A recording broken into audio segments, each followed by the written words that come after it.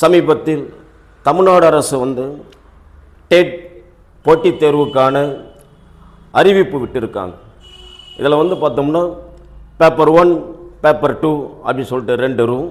இதில் dead paper 1லையும் paper 2லையும் பார்த்தோம்னா உளவியலான தேர்வுக்கு 30 மதிப்பெண் எடுப்பதற்கு எப்படி என்ற வழிமுறையை நம்ம இந்த இடத்துல அதிகமாக நம்ம தெரியப்படுத்திக் கொள்வோம்.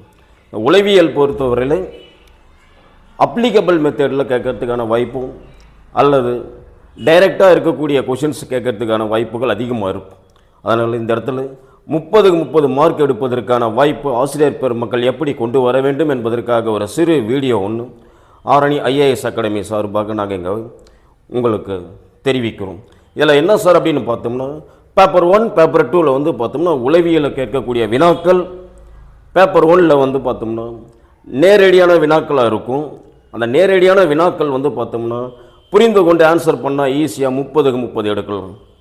பேப்பர் 2 பொறுத்தவரையில் சோசியல் சயின்ஸ்லையும் சயின்ஸில் ரெண்டுத்திலையும் சேர்த்து எடுத்தோம்னா அப்ளிகபிள் மெத்தடில் குழந்தைகள் மையமாக வைத்து கேட்கப்படும் வினாக்களுக்கு எப்படி விடையளிக்க வேண்டும் என்பதை பேஸ் பண்ணி ஃபண்டமெண்டலாக அட் ப்ரெசண்ட் நம்ம பார்த்தோம்னா உளவியலில் எப்படி கொஷின்ஸ் இருக்கும் அப்படின்னா முதல்ல உளவியல்னால் என்னன்னு தெரியணும். எல்லாமே நம்ம பார்த்தோம்னா பிஎட்டில் படித்ததோடு நின்றுட்டு இருப்பாங்க. அதுக்கப்புறம் அதுக்கு தனியாக படிச்சிருக்க மாட்டாங்க.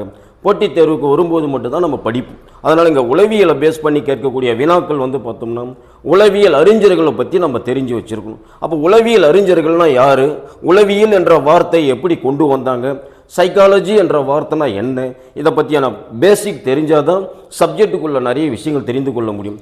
இதை நீங்கள் ஒரு சப்ஜெக்டாக பார்க்கக்கூடாது, நம்முடைய லைஃப்பாக பார்க்கணும். ஏன்னா ஆசிரியர் பெருமக்களானவங்க மாணவருடைய தான் தொடர்பு இருப்பாங்க. இப்போ மாணவரை பற்றியான கொஷின்ஸ் கேட்குறாங்கன்னா வகுப்பறை சூழ்நிலை எப்படி இருக்குன்றது நீங்கள் தெரிஞ்சு வச்சுருக்கணும். அதாவது கிளாஸ் ரூம் கிளைமேட் அப்படின்னு சொல்லக்கூடியதை பேஸ் பண்ணி கேட்கக்கூடியது ஒன்று. ஸோ அதனால் இந்த இடத்துல நம்ம என்ன சார் அப்படின்னு பார்த்தோம்னா உளவியல் என்ற வார்த்தை முதலில் பயன்படுத்தியவர் யார், சைக்காலஜி என்ற வார்த்தையை பயன்படுத்தியவர் யாருன்னு கேட்குறோம். அப்படி பார்த்தோம்னா ரூல் டாப் கோகில் என்ற ஒரு அறிஞர். அவர் எந்த ஆண்டு பயன்படுத்தினார் அப்படின்னு பார்த்தோம்னா 1590 இந்த வார்த்தையை பயன்படுத்துகிறார். அப்போ உளவியல் என்ற வார்த்தையில் முதல்ல உளவியலின் தந்தை என அழைக்கப்பட்டவர் அப்படின்னு பார்த்தோம்னா வில்கம் ஹூண்ட். இவர் ஏன் தந்தைன்னு அடித்தாங்க, இங்கே ஜென்ரல் பாயிண்ட் கொடுத்துருக்குறோம். இதை பற்றி டெப்த்தாக நம்ம நடத்த போகிறோம். அதுக்காக அப்படியே டைரெக்டாக கொடுக்குறாங்கன்னு நீங்கள் ஒரு இது போட வேண்டாம். பட் இந்த இடத்துல என்னென்ன தேவைன்றதை மட்டும் நாங்கள் கொடுத்துருக்கோம். சரிங்க. அடுத்து நவீன உளவியலின் தந்தை சிக்மண்ட் ஃப்ராய்ட். அப்போ சிக்மண்ட் ஃப்ராய்டை பற்றியான ஹிஸ்ட்ரி நம்ம இங்கே நிறைய டெப்த்தாக பண்ணுவோம். அடுத்து வில்கம் ஹுண்டை பற்றியும் நம்ம இங்கே டெப்த்தாக சொல்லிட்டு இருக்கோம். இந்த நவீன உளவியலின் தந்தை என்பவரை பற்றியான கொஷின்ஸ் டெட்லையும் சரி டிஆர்பிலையும் சரி கேட்காம இருக்க மாட்டாங்க. பிஓ எக்ஸாம்லையும் கேட்கறதுக்கான வாய்ப்புகள் அதிகமாக இருக்கிறது. அடுத்து உளவியலுடைய பூர்வீகம் அப்படின்னு பார்த்தோம்னா கிரேக்க நாட்டில் தான் உளவியல் தோன்றியதுன்னு சொல்கிறாங்க. அப்படி கிரேக்கத்தில் தோன்றும் போது சைக்காலஜி என்ற வார்த்தை சைக்கோ ப்ளஸ் லோக்கஸ். சைக்கோ என்றால் உயிர், ஆன்மா, உள்ளம், மனம் சொல்லக்கூடிய பேஸ் பண்ணி வரதுனால உயிர்னா என்ன, ஆன்மானா என்ன, உள்ளம்னா என்ன, இது எங்கே இருக்குன்னு நம்மளால சொல்ல முடியாது. பட் உளவியல் ரீதியான விஷயத்தில் இந்த இடத்துல சைக்கோ என்பது உயிர், ஆன்மா, உள்ளம், லோக்கஸ் என்பது அறிவியல் பிரிவு. உளவியல் என்பதனுடைய வார்த்தை உயிரை பற்றியும் ஆன்மா பற்றியும் உள்ளத்தை பற்றியும் படிக்கும் ஒரு அறிவியல் பிரிவுன்னு சொல்கிறாங்க. இது ஜென்ரலாக கேட்கக்கூடிய வேணும். இதில் உளவியல் என்பது ஆன்மா அப்படின்னு சொன்னவங்க 3 பேர் சொல்லியிருக்காங்க. யார் யார் சார் அப்படின்னு பார்த்தீங்கன்னா ஹிப்போக்ரேட்டஸ், பிளாட்டோ, அரிஸ்டாட்டில். இவங்க 3 பேரும் ஆன்மான்னு சொல்லியிருக்காங்க. இது எப்படி கொஸ்டினாக எதிர்பார்க்கலன்னா யாராவது ஒரு நபரை கொடுத்து தவறானவர் யார் அப்படின்ற மாதிரி கொஷின்ஸ் கேட்பாங்க. ஸோ அதனால் இந்த இடத்துல நம்ம பார்ப்போம். இந்த இடத்துல ஒன்று கொடுத்துருக்கேன், ஆல்ரெடி இது டிஎன்பிசியில் கேட்டுருக்காங்க. என்ன சார் அப்படின்னு பார்த்தீங்கன்னா SPAA அப்படின்னு கொடுத்துருக்கோம். எஸ் என்றால் சாக்ரட்டிஸ், பி என்றால் பிளாட்டோ, ஏ என்றால் அரிஸ்டாட்டில், ஏ என்றால் அலெக்சாண்டர். இவங்க 4 பேருக்கும் என்ன ஒரு ஒற்றுமை அப்படின்னு பார்த்தீங்கன்னா சாக்ரட்டிஸ் உடைய மாணவர் பிளாட்டோ, பிளாட்டோவுடைய மாணவர் அரிஸ்டாட்டில், அரிஸ்டாட்டிலுடைய மாணவர் அலெக்சாண்டர். இதில் இந்த சாக்ரட்டிஸ், பிளாட்டோ, அரிஸ்டாட்டில் இவங்க 3 பேரும் தத்துவ ஞானிகள். பிலாசிபர்னு சொல்லுவாங்க. அரிஸ்டாட்டில் மட்டும் அலெக்சாண்டர் மட்டும் போர் வீரராக இருந்திருப்பார். அதனால் இந்த இடத்துல பிளாட்டோவும் அரிஸ்டாட்டிலும் வருவாங்க. இவங்க உளவியல் என்பது ஆன்மா என்று குறிப்பிட்டிருக்காங்க. அடுத்து உளவியல் என்பது மனம். மனம் என்பது என்ன சொன்ன மைண்ட் கான்சியஸ் சொல்லக்கூடியதை பேஸ் பண்ணி வரது ரெனே டெஸ்கார்டே மற்றும் இமானுவேல் காண்ட் இவங்க ரெண்டு பேரும் சேர்ந்து உளவியல் என்பது மனம் என குறிப்பிட்டு இருக்காங்க. கான்செப்ட் புரிஞ்சுக்குங்க. இந்த இடத்துல என்ன சார்னா ஆன்மா மனம். ஆன்மாவில் ஒரு நபரை கொடுத்து உளவியல் என்பது ஆன்மா என்பதை தவறான நபர் யாருன்னு கொஸ்டின் கேட்பாங்க. அதனால் நம்ம உளவியலுடைய அறிஞர்களை பேஸ் பண்ணி கேட்கக்கூடியது. அடுத்து இதில் ஒரு கொஸ்டின் என்ன சொன்னால் ஆன்மாவின் இயல்புகள். ஆன்மா எப்படி செயல்படுது, ஆன்மானா என்ன அப்படின்னு சொல்லிட்டு டி அனிமா என்ற உளவியல் நூலை எழுதியவர் யாருன்னு கேட்டால் அரிஸ்டாட்டில். அதனால் அரிஸ்டாட்டில் பார்த்தோம்னா ஆன்மாவோட தொடர்புடைய நபர். அதனால் அவர் எழுதிய நூல் ஆன்மாவின் இயல்புகள் அப்படின்ற நூலை எழுதியிருக்கார். ஸோ அதனால் அரிஸ்டாட்டிலை பேஸ் பண்ணியும் உளவியலுடைய தன்மைகளை பேஸ் பண்ணியும் கொஷின்ஸ் நம்ம இங்கே அதிகமாக எதிர்பார்க்கலாம். நாங்கள் இப்போ ஜென்ரலாக தான் கொடுத்துட்டு இருக்கோம். இதில் ஒவ்வொரு அறிஞரை பற்றியான ஹிஸ்ட்ரியும் உங்களுக்கு பின்னொரு முகப்புக்கெல்லாம் நிறைய டெப்த்தாக தருவாங்க. ஸோ அடுத்து பார்த்தோம்னா உளவியல் என்பது நனவு நிலை கான்சியஸ். இப்போ நம்ம என்ன இருக்கோம் எப்படி இருக்கும் அப்படின்றத பேஸ் பண்ணி கேட்கறதுனால நனவு நிலை என கூறியவர் யாருன்னா வில்லியம் ஜேம்ஸ். இவரை வில்லியம் ஜேம்ஸ் யார் சார்னா ஃபாதர் ஆஃப் சைக்காலஜி ஃபார் யூஎஸ்ஏன்னு சொல்லுவாங்க. அமெரிக்க உளவியலின் தந்தை என அழைக்கப்பட்ட நபர். அடுத்து வில்கம் ஹூண்ட், இபி டிச்னர் இவங்க மூணு பேரும் நனவு நிலை என குறிப்பிட்டுள்ளனர். அடுத்து பார்த்தோம்னா உளவியல் என்பது நடத்தை என கூறியவர் பிஹேவியரிசம். நடத்தை, ஒரு மனிதன் எப்படி நடந்து கொள்கிறான், ஒருத்தனுடைய கேரக்டர்னு, ஒரு மாணவருடைய கேரக்டர்னு, அதை பற்றியான விஷயத்தெல்லாம் பார்த்தோம்னா இரண்டாவது பாடத்தில் நம்ம படிக்க போகிறோம். அதில் நடத்தை என்ற வார்த்தை வந்துட்டாவே கண்டிப்பாக ஜேபி வாட்சனை பற்றி நம்ம தெளிவுபடுத்திக்கலாம். வில்லியம் மக்டுகல், ஜேபி வாட்சன், ஆர்பி வுட்வர்த் இவங்க மூணு பேரும் பார்த்தோம்னா உளவியல் என்பது நடத்தை என குறிப்பிட்டிருக்காங்க. சரிங்களா? இதில் த பிரின்சிபல் ஆஃப் சைக்காலஜி என்ற நூலை எழுதியவர், பிரின்சிபல்னா தத்துவம், உளவியலுடைய தத்துவம் என்ற நூலை எழுதியவர் யாருன்னா வில்லியம் ஜேம்ஸ். வில்லியம் ஜேம்ஸ் உளவியலின் தந்தை, அமெரிக்காவுடைய உளவியலின் தந்தை என அழைக்கப்பட்ட நபர். ஸோ அதனால் இது ஆல்ரெடி கேட்டாங்க டிஆர்பியில். இப்போ எதிர்பார்க்கலாம் நம்ம எந்த ஒரு விஷயத்தையும் எப்படி கேட்பாங்கன்றதை தான் இங்கே பார்க்கணுமே கண்டி அப்படியே மனப்பாடம் பண்ணி படிச்சுட்டு வருமான்ற எதிர்பார்ப்பு கொஞ்சம் குறைவாக இருக்கும். ஸோ அதனால் அதை நம்ம இங்கே பார்க்கணும். அடுத்து பார்த்தோம்னா உளவியல் என்பது ஆன்மா, மனம், நடத்தை, நனவு நிலை. இது பார்த்தோம்னா பேப்பர் 1ல் ஏறு வரிசை இறங்க வரிசையில் கேட்கக்கூடிய வினாவாக இருக்கும். இல்லை மாற்றி மாற்றி கொடுத்து அசெண்டிங் டிசெண்டிங்கில் கேட்பாங்க. சரியான வரிசை எது? சப்போஸ் இன்னும் கொஞ்சம் டெப்த்தாக கேட்கணும்னா உளவியல் என்பது ஆன்மா, மனம், நடத்தை, நனவு நிலை என்பது யார் வரிசைப்படுத்தினார்னு கேட்டால் பில்ஸ்பெரி என்பவர் வரிசைப்படுத்துவார். இந்த பில்ஸ்பெரி தான் உளவியல் என்பது மனித நடத்தையை விவரிக்கும் அறிவியல் பிரிவு அப்படின்னு சொல்லியிருக்கார். மனிதன் யாரு, அவன் எப்படி நடந்து கொள்கிறான் அப்படின்றத நடத்தையை பில்ஸ்பெரி 1911 விளக்கி உள்ளார்.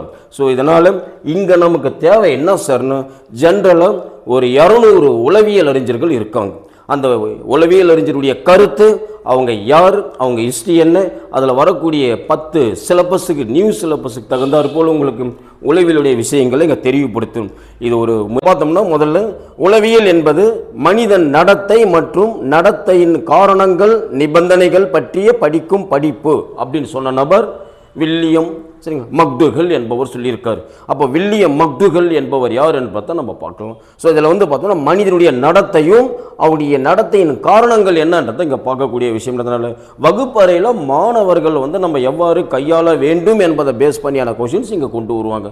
மைக்ரோ டீச்சிங் மெத்தடில் நம்ம கொண்டு போவோம். மைக்ரோ டீச்சிங்னா என்ன சார்னா ஒரு மாணவருக்கு பார்த்தோம்னா கிளாஸ் நடத்தும் போது என்ன தேவை, எப்படி கொண்டு வரணுன்றது ஒரு ஆசிரியராகிய நமக்கு தெரியும். அதை எப்படி கொண்டு வந்தால் மாணவருக்கு இன்பமான முறையில் மகிழ்ச்சியான முறையில் கற்றல் இருக்குன்றதை இங்கே நம்ம பார்க்க போகிறோம். சரிங்களா? அடுத்து உளவியல் என்பது மனிதனின் நடத்தையும் மனித உறவு முறை பற்றியும் படிப்பு. உறவு முறை என்பது நமக்கு தெரியும். என்னென்ன உறவு முறைகள் இருக்குன்னு பார்த்தோம்னா ஸோ சிஸ்டர் பெரும்பாலான உறவு முறைகள் தமிழர்களுடைய உறவு முறைகளும் பண்டைய காலத்திலிருந்தே வரக்கூடியது. அந்த உறவு முறையை பற்றிய படிக்கிற படிப்புன்னு சொன்னவர் 2 பேர். இல்லை லெஸ்டர் குரோ, ஆலிஸ் குரோ என்பவங்க சொல்லியிருப்பாங்க. இந்த லெஸ்டர் குரோ, ஆலிஸ் குரோ 2 பேரும் ஒரு தேரிஸ் கொடுத்துருக்காங்க. அந்த தேரியை பேஸ் பண்ணி நம்ம பின்னாடி பார்க்கலாம். அடுத்து உளவியல் என்பது நடத்தையும் அறிவு புல செயல்பாடுகளும் சென்சரி நர்வ்ஸ் அப்படின்னு சொல்லக்கூடிய அறிவு புல செயல்பாடுகளை விவரிக்கும் அறிவியல் அறிவியல் பிரிவுன்னு சொன்னவர் யாருன்னா இந்திய உளவியல் அறிஞரான பாரன். இது எதிர்பார்க்குற கொஸ்டின். ஏன் சார்னா பாரன் என்பவர் இந்திய உளவியல் அறிஞர். எந்த ஆண்டு சொன்னார் அப்படின்னு பார்த்தீங்கன்னா 2004 இவர் அந்த வார்த்தையை சொல்லியிருப்பார். அந்த குறிக்கோளை பேஸ் பண்ணி அறிவுப்புல செயல்பாடுகள் என்பது எதிர்பார்க்குற கொஸ்டினாக இருக்கும். அடுத்து உளவியல் என்பது மனிதன் இயற்கையை பற்றி ஆராயும் படிப்பு. இயற்கைனா என்ன, செயற்கைனா என்ன என்பது இயற்கையோடு வருகிறது. என்விரான்மெண்டல் சயின்ஸில் நிறைய விஷயங்கள் மாணவர்களுக்கு நம்ம தெரியப்படுத்தும். அதனால் இயற்கையை பற்றி ஆராய்வது என சொன்னவர் E.F. போரிங். E.F. போரிங் என்பவர் தெளிவுபடுத்தியிருக்காரு சொல்லுவோம். அடுத்து உளவியல் என்பது நடத்தை மற்றும் மன செயல்பாடு. மனம்ன்றது எண்ணம் போல் வாழ்க்கைன்னு சொல்கிறோம். நாம் என்ன நினைக்கிறோமோ அதான் நம்முடைய லைஃப் அப்படின்னு சொல்கிறோம் இல்லைங்களா. ஸோ அதனால் மன செயல்பாடுகளை பற்றிய அறிவியல் பிரிவுன்னு சொன்னவர் பெல்ட் மேன். எந்த ஆண்டு சார் சொன்னார் அப்படின்னா 2005 சொல்லியிருப்பார் பெல்ட் மேன் என்பவர். இவர் மிக முக்கியமான ஒரு உளவியல் அறிஞர். இவருடைய கருத்துக்கள்லாம் பார்த்தோம்னா மாணவர்களுக்கு டைரெக்டாக நம்ம கொடுக்கக்கூடிய விஷயங்களாக இருக்கும். இந்த உளவியல் அறிஞரை பற்றியான விஷயம் ஃபுல் டீட்டெயிலும் நாங்கள் வீடியோவில் பதிவு செய்கிறோம். அடுத்து உளவியல் என்பது மனிதன் நடத்தை மற்றும் விலங்குகளின் நடத்தை. மனிதனுக்கும் விலங்குக்குள்ள ஒரே வித்தியாசம் நம்ம தெரிஞ்சுக்கலாம். நம்ம இந்தியாவில் பார்த்தோம்னா ஒரு மிக முக்கியமான ஒரு குரங்கு ஒன்று இருக்கும். என்ன சார் குரங்கு அப்படின்னு எடுத்துக்கிட்டீங்கன்னா கிப்பன் அப்படின்னு சொல்லுவாங்க, கேள்விப்பட்டிருப்பீங்க. உலகிலேயே அறிவுள்ள மனித குரங்குன்னு சொல்லுவாங்க.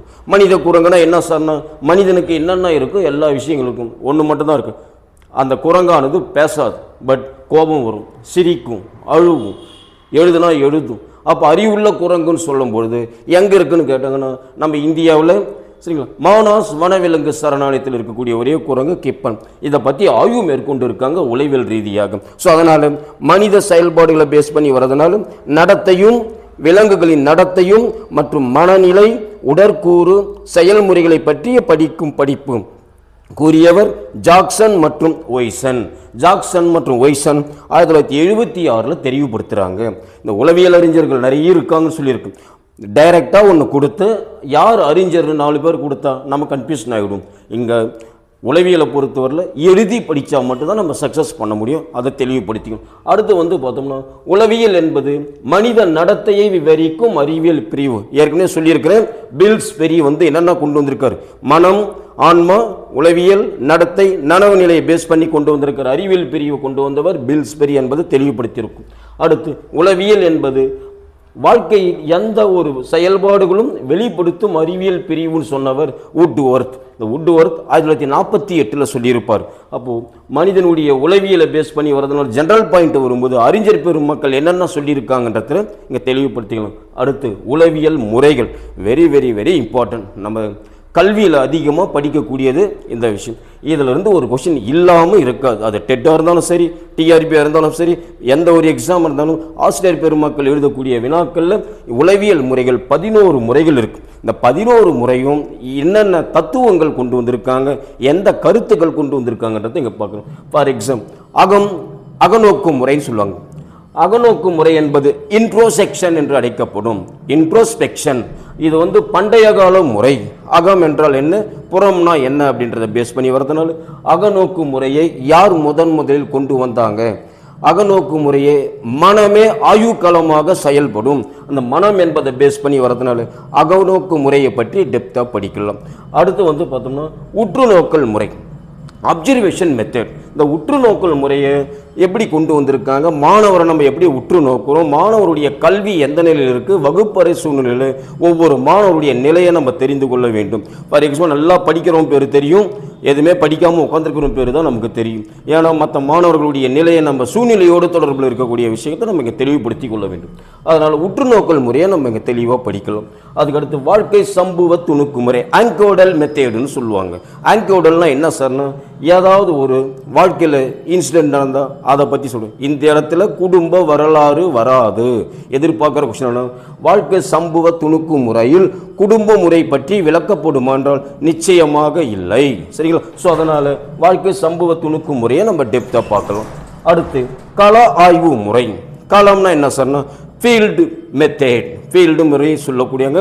ஃபீல்டுனா என்ன சார்னா, மாணவருக்கு டைரெக்டாக கொண்டு போய் கற்பித்தலை கொண்டு வந்தோம்னா ஈஸியாக அண்டர்ஸ்டாண்ட் பண்ணிக்குவோம். ஃபார் பெஸ்ட் எக்ஸாம்பிள் என்ன சார் அப்படின்னு பார்த்தோம்னா, 1806 வேலூர் கழகம் ஏற்படுதுன்னு வச்சுங்க. அந்த வேலூர் கழகம் ஏற்பட்டது எங்கன்னு பார்த்தோம்னா, அட் ப்ரெசன்ட் பார்த்தோம்னா வேலூர் கோட்டையை பேஸ் பண்ணி கொண்டு வரும். அப்போ மாணவர்களை வகுப்பில் கோட்டைன்னு சொல்கிறதை விட அந்த மாணவர்களை நேரடியாக கொண்டு போய் அந்த கோட்டையை காமிச்சோம்னா அவன் மனதில் ஈஸியாக பதியும்.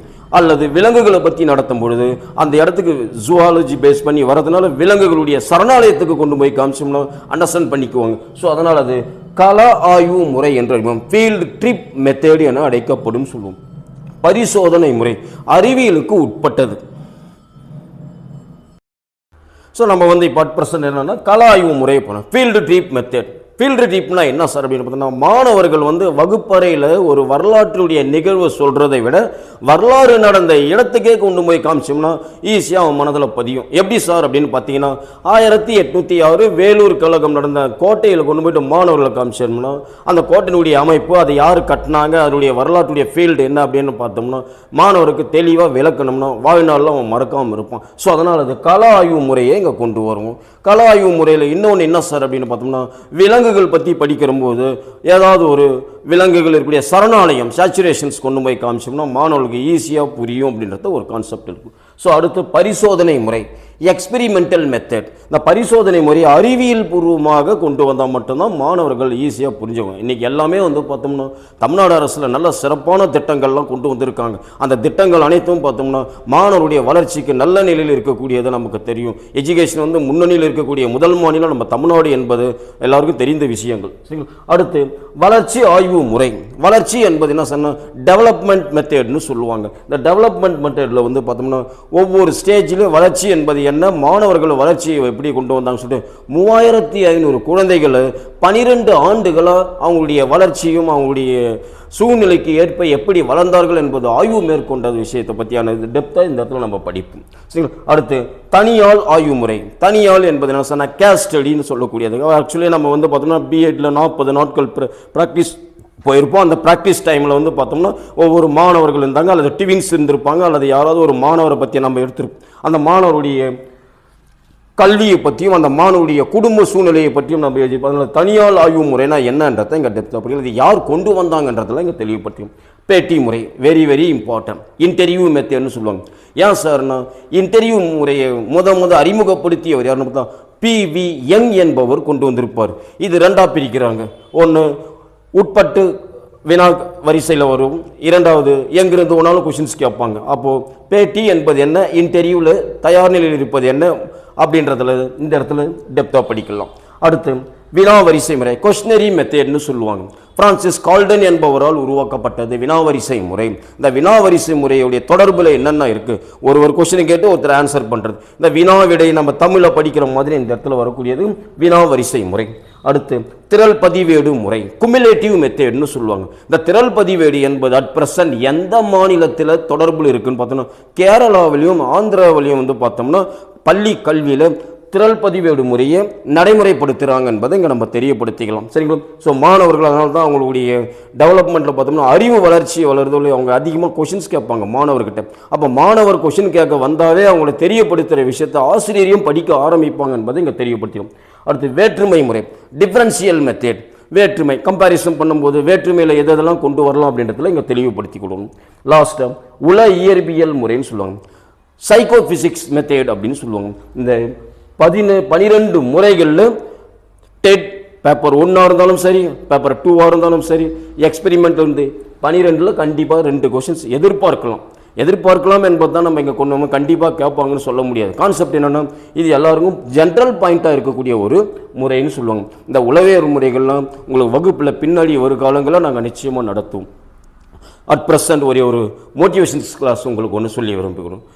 என்ன சார் மோட்டிவேஷன்ஸ் பார்த்தோம்னா ஒவ்வொரு ஆசிரியர் பெருமக்களும் மாணவர்கிட்ட ஏதாவது ஒரு கதை சொன்னோம்னா தான் அவங்களுக்கு தெளிவுபடுத்த முடியும். ஏன்னா அட் ப்ரெசன்ட் ஸ்டோரி சொன்னால் தான் அவங்க இன்ட்ரெஸ்ட்டாக கேட்பாங்கன்றதை பேஸ் பண்ணி உங்களுக்கு ஒரு சின்ன மோட்டிவேஷன். உலகிலேயே மிகப்பெரிய வல்லரசு நாடுன்னு எடுத்துட்டோம்னா ரஷ்யா, அமெரிக்கா, நாமளும் வல்லரசாக வந்து கொண்டு இருக்கிறோம். அப்படி வல்லரசாக இருக்கக்கூடிய ரஷ்யாவில் பார்த்தோம்னா மாபெரும் புரட்சியாளரான லெனின் ஒரு கருத்து சொல்கிறார். அந்த நாட்டு மக்களை செஞ்சதுக்கும் என்ற இடத்துல கூப்பிட்டு நாட்டு மக்கள்கிட்ட பேசுகிறார். அப்படி நாட்டு மக்கள்கிட்ட பேசும்பொழுது நம்ம நாடு கண்டினியூவாக வல்லரசாக இருக்கணும்னா நாட்டு மக்கள் ஆகிய உங்களுடைய உதவி வேணும்னு கேட்குறார். அதில் ஒரு இளைஞர் இருந்து கொஷின் கேட்குறார், என் நாடு கண்டினியூவாக வல்லரசாக இருக்கணும்னா நான் என்ன செய்தால் வல்லரசாக இருக்குன்னு கேட்குறாரு. அதுக்கு லெனின் கொடுக்குற பதில் டு பி ரீட் கண்டினியூ அப்படின்னு சொல்லுவார். தொடர்ந்து படித்து கொண்டே இரு அப்படின்னு சொல்லுவார். அடுத்து ஒரு பெண் எழுந்து கொஷின் கேட்கும். அந்த இளம் பெண்ணுக்கும் அந்த இளம் பெண்ணோட அவங்க கொஷின் கேட்குறாங்க, அவர் ஆண்மகன், நாட்டுக்காக உழைப்பார், நான் பெண்ணா வீட்டில் இருக்க விரும்பல, நான் என்ன செய்தால் என் நாடு வல்லரசாக இருக்குன்னு கேட்குறேன். அதுக்கும் லெனின் கொடுக்குற பதில் டு பி ரீட் கண்டினியூ அப்படின்னு சொல்லுவார். தொடர்ந்து படித்து கொண்டே இரு அப்படின்னு சொல்லுவார். இவங்க ரெண்டு பேருக்கு அடுத்து ஒரு வயதான நபர் வந்து கொஸ்டின் கேட்குறார். வயதான நபர் என்ன கேட்குறாருன்னா, அவர்கள் இருவரும் இளைஞர்கள், நாட்டுக்காக உழைப்பார்கள், ஆனால் நான் வயதில் முதிர்ந்தவர், நான் என்ன செய்தால் என் நாடு வல்லரசாக இருக்குன்னு கேட்குறேன். அதுக்கும் லெனின் கொடுக்குற பதில் டு பி ரீட் கண்டினியூன்னு சொல்லுவார். தொடர்ந்து படித்து கொண்டே இருன்னு சொல்லுவார். எதுக்காக இந்த விஷயம் அப்படின்னா, எப்படி லெனின் தன் நாட்டை வல்லரசாவதற்கு தொடர்ந்து படித்து கொண்டே இரு என்று சொன்னாரோ அதுபோல ஆசிரியர் பெருமக்களாகிய நீங்கள் விரும்பும் ஆசிரியர் துறையை தேர்ந்தெடுக்கும் வரை தொடர்ந்து படித்து கொண்டே இருங்கள் என்று சொல்லி ஆரணி அண்ணா IAS அகாடமி சார்பாக நன்றி தெரிவித்துக் கொள்கிறோம்.